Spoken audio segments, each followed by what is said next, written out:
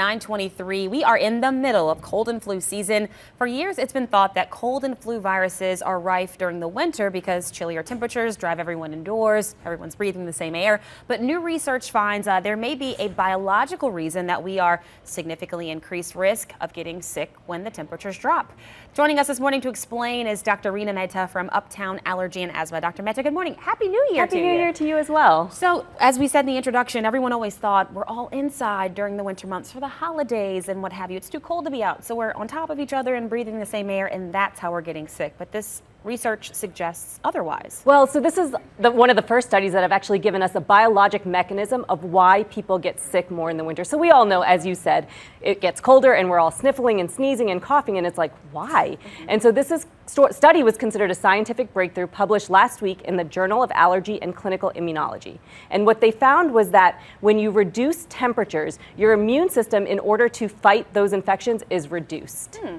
And so what are they, I mean, again, this is very new research. You said just came out last week. So what are they suggesting we do? I mean, if it's cold, it's cold. I mean, if you have to be outside, you really can't control that. But what can you do, I guess, what can you control to try to combat Well, these so issues? I think it kind of goes back to like that biological mechanism. So basically, when you inhale a virus or a bacteria, it goes to the front of the nose before it then goes through the rest of your body. And so when it gets to the front of the nose, there's certain cells called extracellular vesicles. And it's basically like a decoy. They try to grab that virus and try to fight it immediately. And so what happens when it's colder outside, even by just a few degrees, your extracellular vesicles in number and receptor levels decrease. And so even by a few degrees, the colder it is, the more you get sick and the more viruses you're exposed to because your immune system is reduced in its ability to fight it.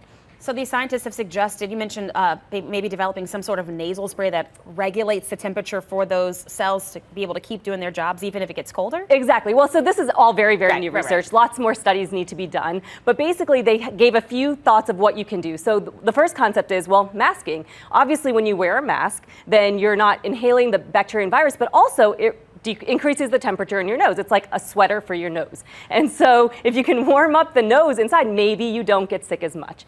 The other concept they thought of is, well, maybe this will go to the pharmaceutical level where they start creating nasal sprays. If the nasal spray can warm the inside of your nose, maybe then your immune system will recognize that and be more effective in fighting the viruses. In the meantime, we all have been traveling. The kids are heading back to school this week. Everyone's heading back to work. It is still cold and flu season.